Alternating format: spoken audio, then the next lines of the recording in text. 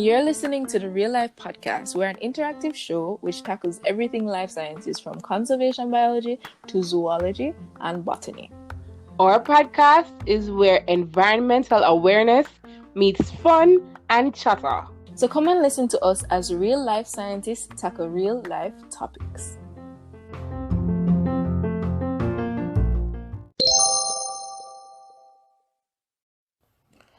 Our guest today is another affiliate of the UEMONA and should be well known to anyone in the Life Sciences Department because, well, he's the head of the Life Sciences Department and he's been the head since 2016. His primary area of study is in pest and pesticide management. He's also very passionate about teaching and takes the responsibility of educating generations extremely seriously. So please get comfortable and get ready to learn a few things from my favorite lecturer, Dr. Dwight Robinson. Good evening, Dr. Robinson. Good evening, Dr. Robinson. How was your day today?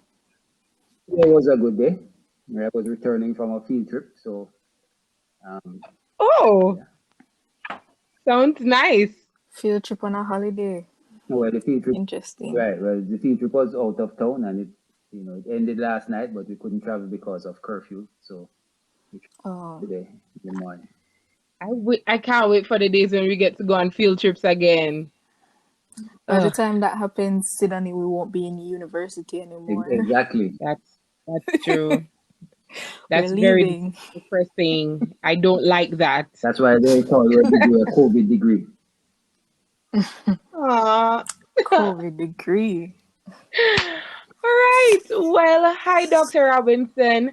At this point in our little podcast, we like to get into a few warm-up questions, nothing too heavy to start the conversation. So our first warm-up question for you is, what is your fondest childhood memory? You don't have to give us any details if you don't want to, but it would be nice to know, what kind of child was Dr. Dwight Robinson? All right. I was a very good child.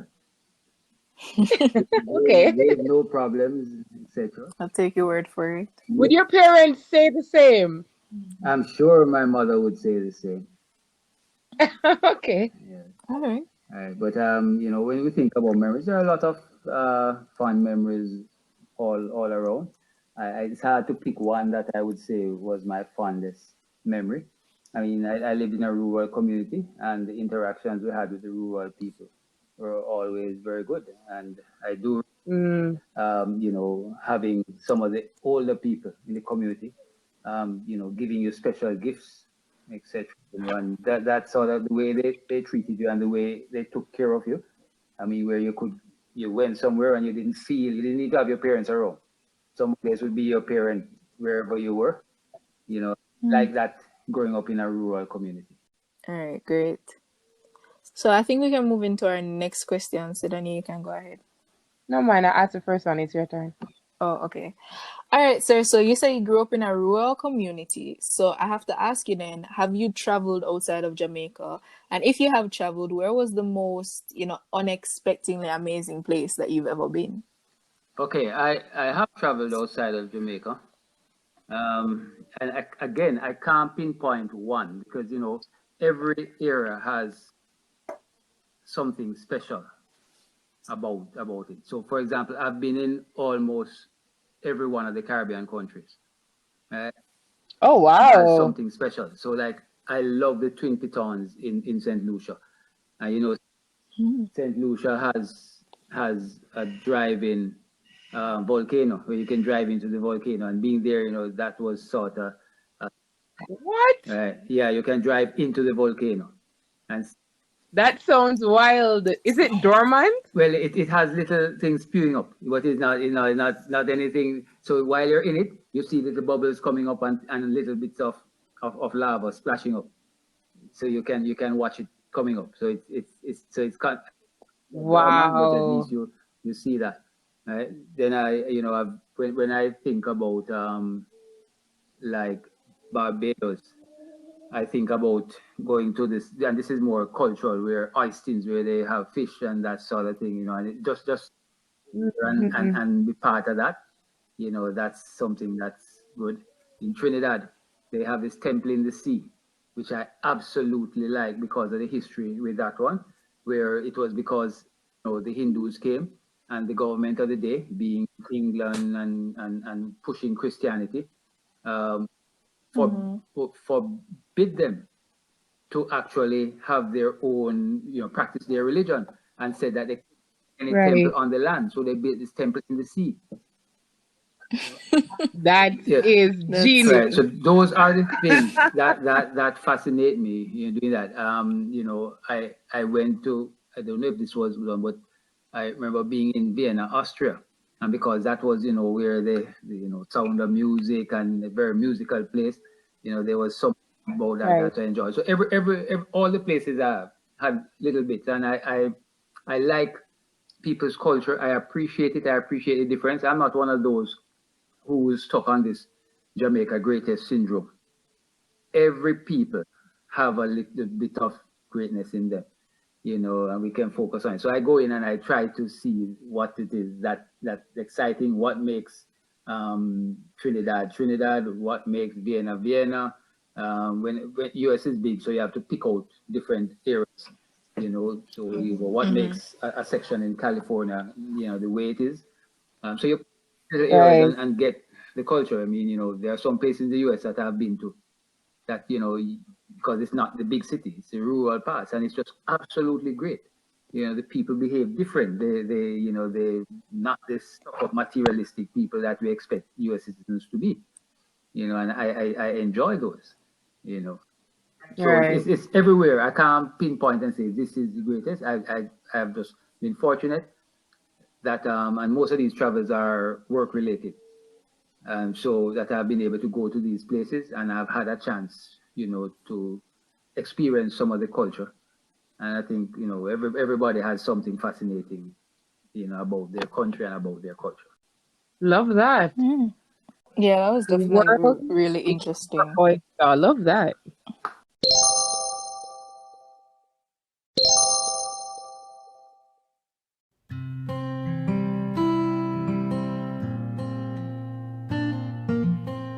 All right, so this next part of our podcast we like to call the life. Because we're the real life podcast. So of course, first we did the real, where we get into your real life, but now we're getting into the important matters.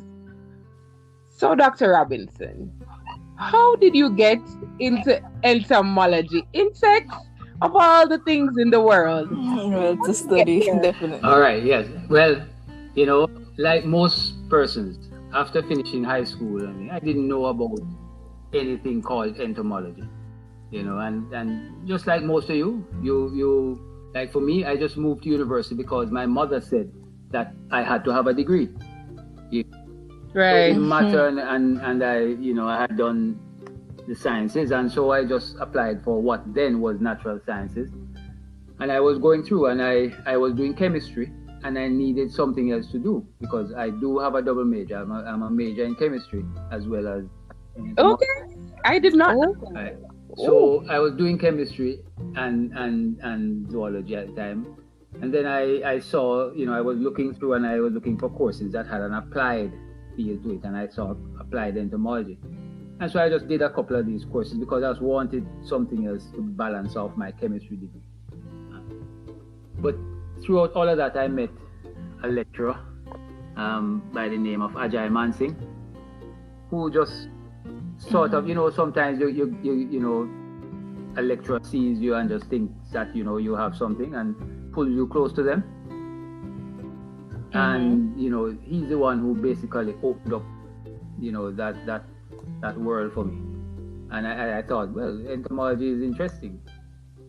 So I just basically, followed that. But for being in this field, it's all because of Professor Ajay Mansingh. I see. So he really just took you under his wing, and then you just opened up your eyes to this new world. Absolutely. And then you just never left. When I went and started doing that, you never know. He would take me with him wherever he went, and I just sat and listened. And then I realized that there was so much to it, and that's why I got into pest management, because a lot of the discussions was about these insects that were creating serious problems. And so that is what I heard as I traveled with him, and got my interest in doing research in that. And so we started doing a lot of research in that, and I basically just followed the path. I see. So it was kind of like the writing was on the wall for you. You just went down one thing, and then everything was just a chain effect, which led you to where you are today, the head of department for the Department of Life Sciences. So then you mentioned pest management. So for the persons who are listening who don't know what that is, can you give a brief synopsis to explain what you mean by that? All right. So everybody knows that we have a lot of organisms, not just insects alone, but because there are so many insects around, then insects tend to get most attention as pests. But we have several organisms. We have several viruses, bacteria, and other things, fungi, insects. We have mammals that have attained pest status. So basically these things that seem to impact on the lives of human beings, either by destroying the things we want or attacking us as organisms, so they directly impact us. Now, so human beings have been trying to see how they can protect themselves from the impact of these organisms that's competing with them, either trying to survive on us or trying to survive on the things that we think are of value to us. And so, basically people always talk about, initially when it started off, people wanted to just eradicate and get rid of them, because if any organism that's creating a problem for me as a human being needs to be wiped off the face of the earth. So then they, people used to talk about pest control, where, you just try to knock them down. But after some time, they realize that, listen, we really share this space. And what we need to do is to ensure that we adjust the interaction we have with the organisms so that it's balanced and it's not detrimental to us. And that's why people talk about pest management. So you're managing the population of these organisms that are causing problems in such a way that we don't end up with too high an impact on the human population. So we're willing to accept that there will be some impact, but it must not be too high. I see, I get that. So anybody who says they're a pest manager is supposed to be helping you to maintain some balance between the organism that is creating the problem and the economic activity or the lifestyle that you want to live. I like how you mentioned a while ago that I know you always tend to drill it home to us that really there are no real organisms that are pests. They just attain pest status because of how humans view them. I like when we drive home that point, because we share the space, as you rightly said, and we can't just think that anything that we don't think belongs in the space, we can't just eradicate everything and think, because they bother us, they're pests. I just found that so fascinating that I think when I'm done with my degree, I might actually stay in this field. I don't know. I love that. Yeah. I love that you found something that you resonate with. I haven't yet, but I love that for you. So you're still work in progress then. Yeah, I mean, for me, I think I've said this a couple times on the podcast now. For me, the insects is not really where it's at for me. I'm not gonna lie. I wish that there was, and I mean, there is diversity in terms of the zoologists who are available in the life sciences department. But I do wish that there was somebody there. Maybe I just don't know that there's somebody there that specialized in mammals. Because I see for the most part, it's either entomology or maybe like a dash of, herpetology here, but for the most part it's persons not studying bigger animals, if that makes sense. Yeah, it makes a lot of sense. And the problem with that, why you have no one in Jamaica who focuses a lot on that, is because we don't have a lot of mammals in Jamaica or the Caribbean for that matter. The mammal population is low. The mammals that we have are all mammals that are being reared by human beings for their specific purposes. And so because of that, veterinary science takes care of that, because them as either pets or livestock. But you don't have a lot of mammals out there in the wild for people to study. So we do have people who may study, the conies, where you have a few, but it's so limited in island ecosystems that, you don't get people studying it. And I'm sure if we went to the university and said, listen, we want somebody who specializes in mammals, they would basically say, I mean, why would we pay a salary for somebody to do that? Yeah. But the thing with that, though, where I would say to you, do not get discouraged. That is why we are forming partnerships. We have other universities that do, because they are from continental land masses, do have people who focus on mammals. And so we can partner with them. So if somebody, for example, having done like vertebrate biology, that's our closest thing to mammals, decides that they want to do postgraduate work focusing on mammals, we can always find a partnership with somebody in a university, because now that University of the West Indies is ranked as highly as it is, a lot of people want to partner with us. So we can get a co-supervisor somewhere else to help you to do that. So you're not locked into just the lecturers we have, because we will never be able to afford a lecturer all these specialties. That is why we have agreements with different universities and we have partnerships. So don't be limited by the people you see on staff in life sciences. We have a much larger community of other universities where. Oh, that's so encouraging. It is. It really is. Well, thank you for that. I didn't realize that was available to me. So thank you for letting me know. So, well, and also the listeners to know. So then I know they'll probably pursue that route as well. Right. So, Doctor, you have lectured me for, I think, 2 courses, and you're currently lecturing me for Pest Ecology. And as your student, I don't know if you've gotten many compliments, but I do actually really appreciate how you manage to get across the information. So, how do you describe your teaching approach? All right. How would I describe my teaching approach? That was the question? Yeah. Okay, yeah, that's the question. Well, first of all, thank you very much for the comments you made. I appreciate that, because usually when you hear that, it encourages you to keep trying, to make sure you get the message across.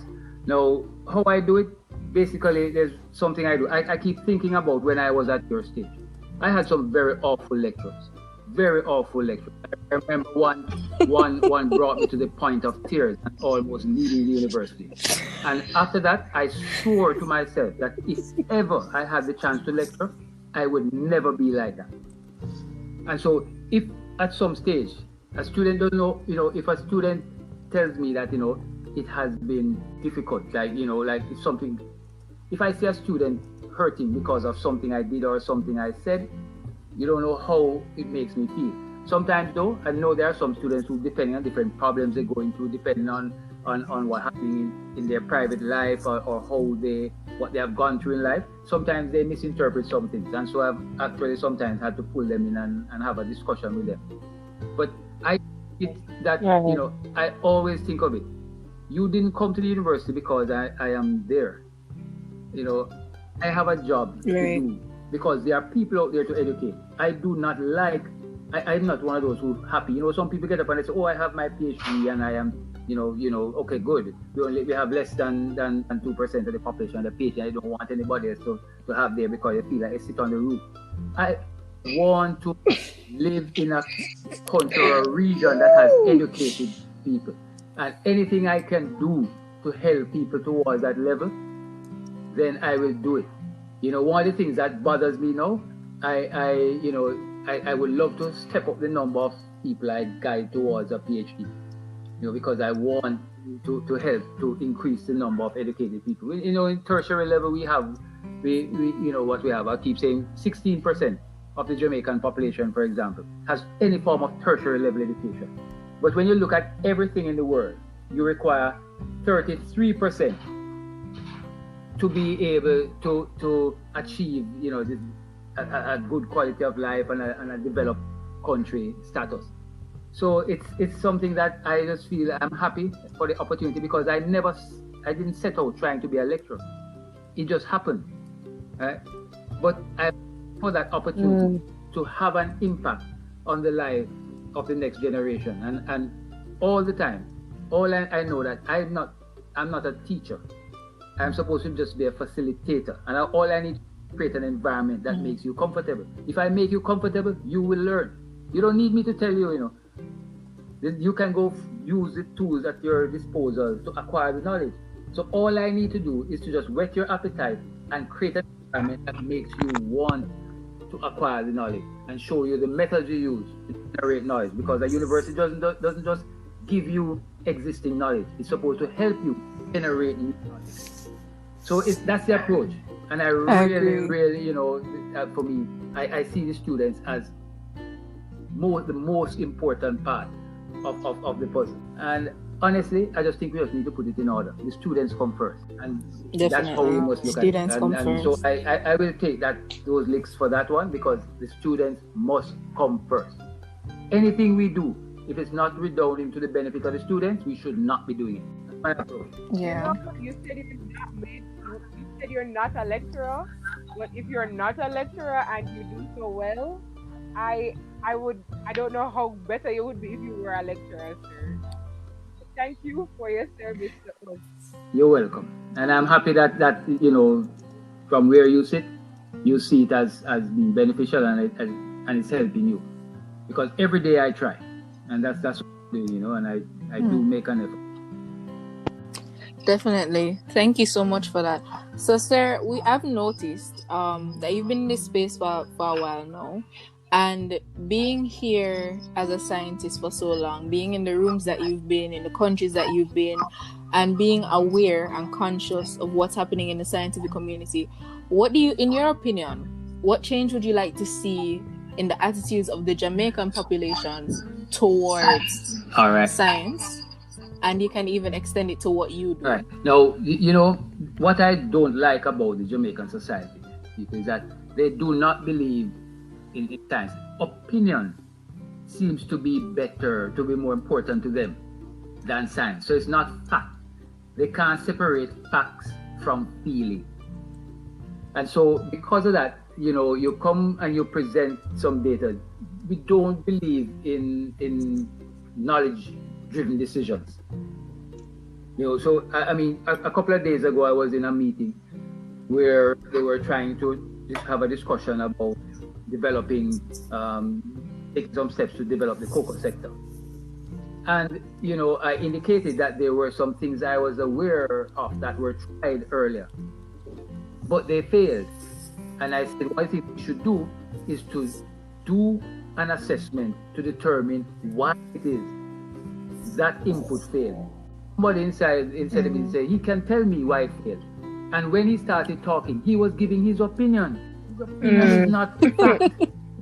You can, and there's a way for you to go and get opinion of people. There's a scientific method that allows you to collect people's opinion about something, and then look at and see how the opinions vary. Because your opinion is not fact. If I have an opinion, I can't expect everybody to just accept my opinion. So what we need to do is to go out there and get empirical evidence. But we're not a country that believes in that, and we tend to like to think of science as this big dramatic thing. You know, we're you know, as we talk about rocket science type of thing, and not the case. We're just simple data, and we don't teach our people coming through to collect data. You know, I've been to different, like, you know, participated where they have high schools that are trying to encourage students to do science, and everybody wants to make something. Just like how everybody comes and they want to find a cure for cancer. That's the big thing, and I think that would be what would be great. How about doing some assessment to find out how our lifestyle and the type of food we eat is contributing to us getting cancer in the first place rather than trying to cure it?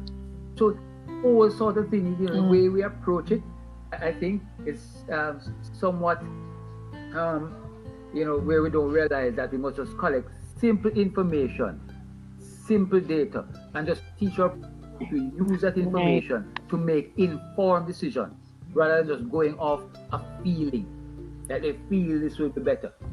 You know, and so we're constantly doing that, making some mistakes, and we should start that in school. You know, when people have an environmental club. I saw an environmental club at the primary level, and I was saddened by what they were doing. I was really saddened by what they were doing because they were actually just using, telling people how to use the plastic bottles to make different things and, all sorts of things like that. Rather than, going out there and assessing how the poor disposal of the stuff is actually causing, loss of biodiversity. Teach them how to measure biodiversity. Teach them to measure that pollution have on other organisms and the things like that. Rather than just saying, oh, we have these plastic things, you must turn them upside down and plant flowers in them. And that is environmental science. We just need to change the thing where people must understand how everything works, how things are connected, how the whole world works, and basically how we collect data to understand what is actually happening. Definitely, I understand. I agree with you with that. It's kind of it's weird to me. I think this is something that I've noticed too in Jamaica, where I see where we see the push to have STEM, and we keep using the word STEM and talking about STEM and wanting to boost the sciences, and I wonder, why is it that we are telling so many young people to go into STEM if we are not also equally prepared to hire as many people in STEM industries and prepared to listen to the scientists when they go and get their degree and graduate. And so after you've pushed us into this industry and we've left, what then are we going to do? Because that ends up why we have some people who get their degree and end up leaving Jamaica, or they end up, not doing what they need to do with the degree, because they feel like, what's the point if they're not seeing a change? And unfortunately, a university like University of the West Indies, that's ranked in the top 4%. Unfortunately, we cannot train people just for the market or else. Because the limited things we would expose you to and the limited techniques we would expose you to, you would never be able to operate on a world stage. Neither would the university be able to maintain its international accreditation. Right? The economy small, so limited, just driven by tourism and a few little things here. Right? So unfortunately, most times people come and say, oh, where can I get a job in Jamaica? And we keep saying, listen, there are these places, but we cannot train you for a job in Jamaica. I always say there's a difference between, you have some universities that look at a particular industry and say that I am going to actually tell people to actually we're gonna train people for that particular industry. That is like training somebody to follow a recipe. UWI has to train you to make and to develop a recipe, and so you can fit into any sector. No, unfortunately, a lot of our people leave. The only hope I have is that when they leave, since remittance is one of the largest foreign exchange earners for Jamaica, that we get some remittance and the economy will still benefit. But unfortunately, we cannot train our students just to fit into the Jamaican market, because we would not be a world-class university. So would eventually that makes 4%. Sense. But yet, they're happy to say they come to UWI that's in the top 4%. Okay. But you're talking a lot about university students, and I know it makes sense because we're all here affiliated with the UE. But let's talk about regular citizens and pest management. Yes, I know that a lot of persons are so afraid of roaches and ants and flies and any other thing that has attained pest status. Like, are there any recommendations for them in terms of how to control them so that we're not adding to the problem? I can understand that fear, because it's a learned behavior, and if you don't understand, we are supposed to be so educated that we are supposed to understand where we have a situation where, if we know exactly the impact it has, then we would not be so afraid of it. So some people are afraid of cockroaches because they think the cockroach is going to spread some germs that's going to hurt them. Right? Don't realize that cockroaches are not vectors of anything that enter to us. And basically, the only issue is because they will move over things. So if you have a clean surface and cockroach going over, operating in your environment, and your environment is relatively clean, then the risk is very low. But I can understand the thing, the situation, the way we feel when we see them. We have another situation where if somebody comes into your house and they see cockroaches running around, they're gonna just assume that you're nasty, and then there's that part of it. So we have to be mindful of the impact, of how we are cultured. It's a subculture and how we are cultured, and how people feel about these pests, and the different actions that we have to take in order to suppress the different pest population. So we can understand that. We should not laugh at them or think that, say they are stupid, anything like that.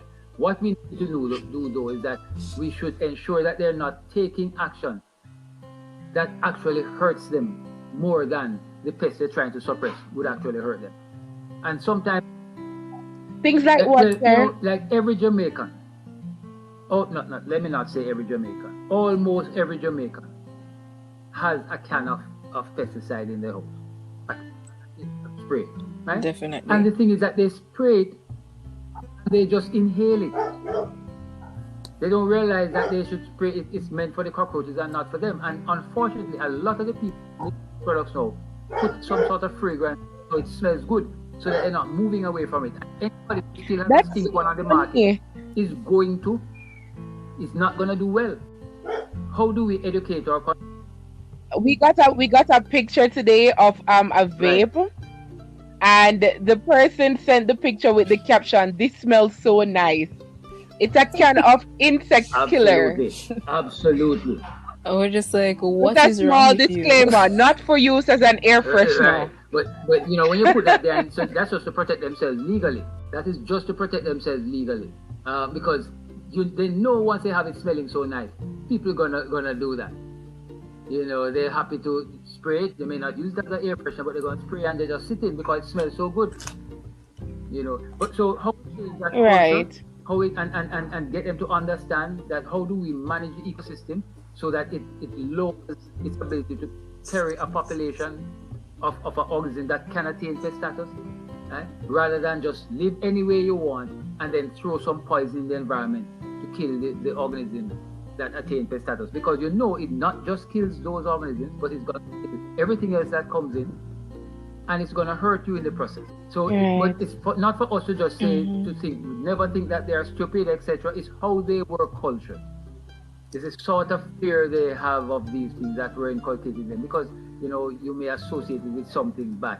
How do we know? It's our knowledge indicate to them what the risk is so they can protect themselves in a more specific way and try to adjust the environment so that they don't have that impact, where they're not creating an environment that's favorable to the organism because they think they can now go and spray.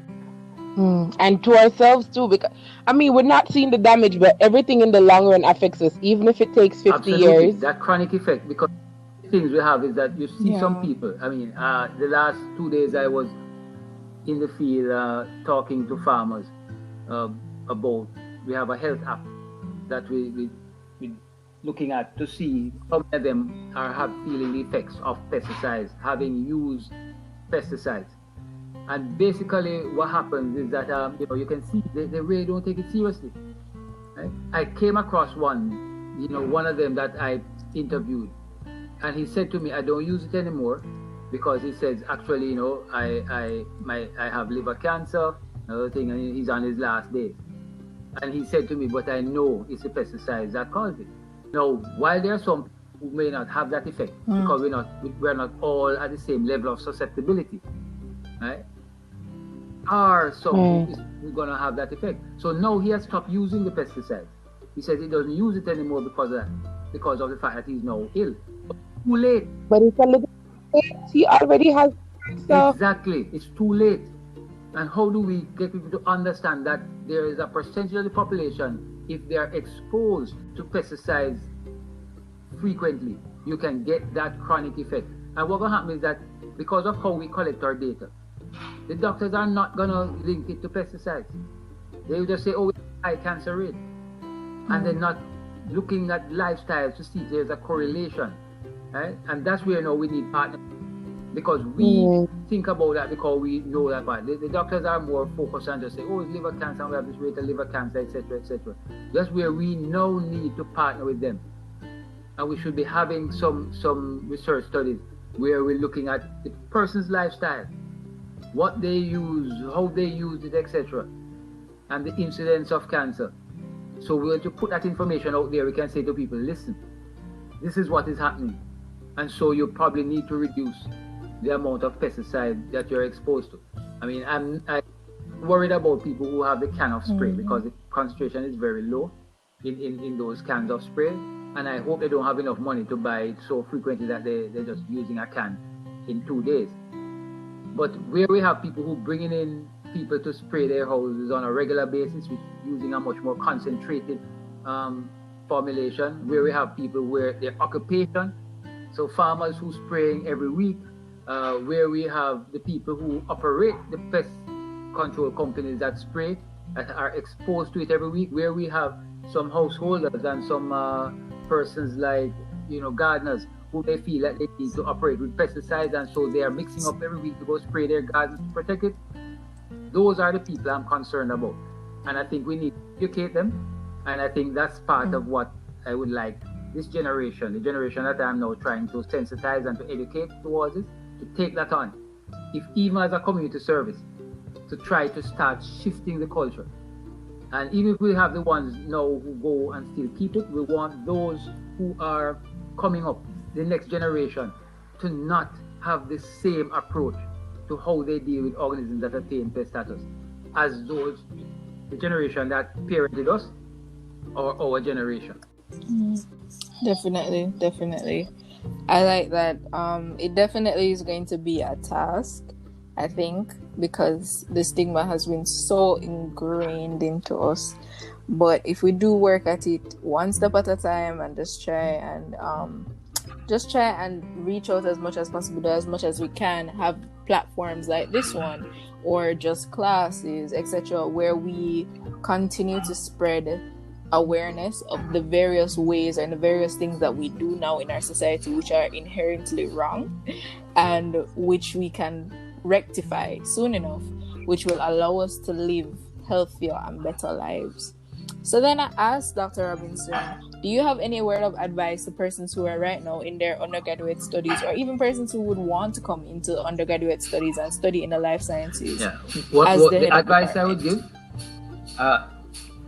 I know too many students, because we come from an educational system where it's all focused on exams, etc. Pass the exams and somebody, telling you this is what is, and so everybody wants to get an A, and people always trying to get something that actually, like, they want to have thinking about a job and where they get the next job, etc., and things like that. So actually, in terms of people coming into life sciences, it would be nice. I would like them, don't start thinking about the job yet, and don't be focusing too much on the grade. Just try to grasp the knowledge, understand what it's about, understand how important it is as the human population explodes, for us to understand what happens to the other organisms and how important it is for us to interact with them in a way that doesn't make them feel threatened, because eventually they're going to push back at us and our own population will become threatened. But it's for people to understand ecosystems, how they work, etc., and to enjoy what the life sciences has to offer. Somebody who does not like nature should not be a life scientist, and I'm not going to force anybody who doesn't like it to be such. Somebody who doesn't like it because they're not aware of it and just want to give it a try should, because that's why life sciences has often maintained its field trips, because we think that is what is important, right? And pushing on it. COVID has really wrecked that. That's why I made sure. And I didn't get to go on my field trips, and I'm very upset. And you should. I really sympathize with you on that. I feel robbed because completely. Your group, some of you got the weekend field trip. Some people didn't even. I'm sorry. Sir? Hello? Sir?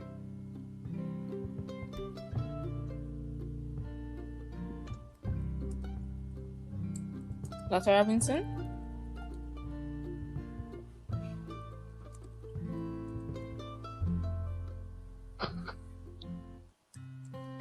Hello? Hello? All right. Vibe. Should we close and send another link? It still says he's connected, so let's wait a couple more seconds. First class on. Oh, Sir? hi, sir. Sir? You dropped out for a while.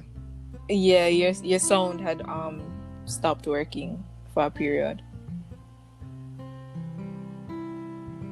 So I saw Hello? something spinning a while ago. You still hearing me? Yes, Yeah, we're hearing you now. no, but you stopped. It dropped out at the point when we were talking about the trip. So I don't know how Right. far you got, So but we we're have to saying, go I back was to saying that that we're point. having the ecology field trips in the midst of COVID. We've just made sure we don't have more than 15 students out there, and so instead of having 3 weekend field trips, we're now having 7, just to make sure we get our students exposed to the field trips, because that is the life sciences strength, the field trips. That is what is important. So I just think our students should just come in, enjoy what we have to offer. I mean, if it's not for you, it's just not for you. But I think there are a lot of persons out there who will enjoy it, just learn it. But I will always say, unfortunately, for you to do well in the life sciences, you have to go beyond a BSc degree. Because the most you'll be there just on the assistant, somebody pointing to you and giving you instructions. But you have to do a higher degree. Unfortunately, we don't have enough resources for everybody to do it. But you know, you don't enjoy it until as I said, I was out in the field with a group of students. These were all students who were some graduated last year, 2 graduated last year, 2 the year before. And since I've been back in, you know, they have been sending me messages to say how exciting it was and to be able to apply what they learned, because they were just learning it for an exam and they never saw how it applied, you know, until they get out there. So it's for them to go out there. There are different organizations that are involved in things that generate real data that helps to make wise decisions. So, you know, just do just you know, learn the information, focus on understanding the technology, understanding the science, get involved in generating some new knowledge, etc. And I can assure you, the exam will take care of itself. Because if you really go through the full experience and grasp it all, then you will ace the exam and you'll be one of the first class honors students. Something to look forward to. Yeah, and as I say, we got four first class honors students last year. And I can't see any reason why we should do any less than that this year. Exactly. Or more. Yeah, and you should aim for it. Definitely more. Let's aim for more. Because I have to start looking out for that. All right, Dr. Robinson. Well, I hope I'm one of the first class degrees this year. I am definitely aiming for that. All right, well, Dr. Robinson, we thank you for joining us. We've come to the end of our little conversation. It was nice talking to you. It's been a great night. It was really nice to hear from you. And we do hope that you continue to have a good evening. And you too. You have a good evening. Yeah, definitely. Oh, but before we go, where can we connect with you? In terms of an email, maybe if we need to talk to you about anything, or how can we get involved in what in your Yes, you can always send me an email. We can talk, and I love to find, you know, we have students who have an interest, because sometimes we do have projects and we're always looking for people, because that's how we get them interested. So the team I was pulling a team, and I needed 4 people to work with on this project, and so we pulled some students in. We have another project right now looking at an alternate way to suppress pest populations on vegetables. If there are students who want to be a part of that, you know, just to get their feet wet, then just let me know. You know, so once we have a project, we'll always be happy to put a student in so that they can get exposed. And so you can always send me an email. I will apologize. I am not very active on social media, primarily because I don't have a lot of time. I don't think I should be out there and can't respond to the things that people are saying. Because it makes no sense for you to have a Facebook page or a Twitter account and you're not active on it. So I will apologize for that. But you send me an email, Right. I will do my best to respond. Yeah. And at any time at all we have a project, I always like to pull for students to ensure that they are part of it and so they get some exposure. Okay, great. All right, sir. Good night. I hope you have a great night, and thank you so much for coming on a holiday. Anything for my in students. the night to record with us. All right. Aw.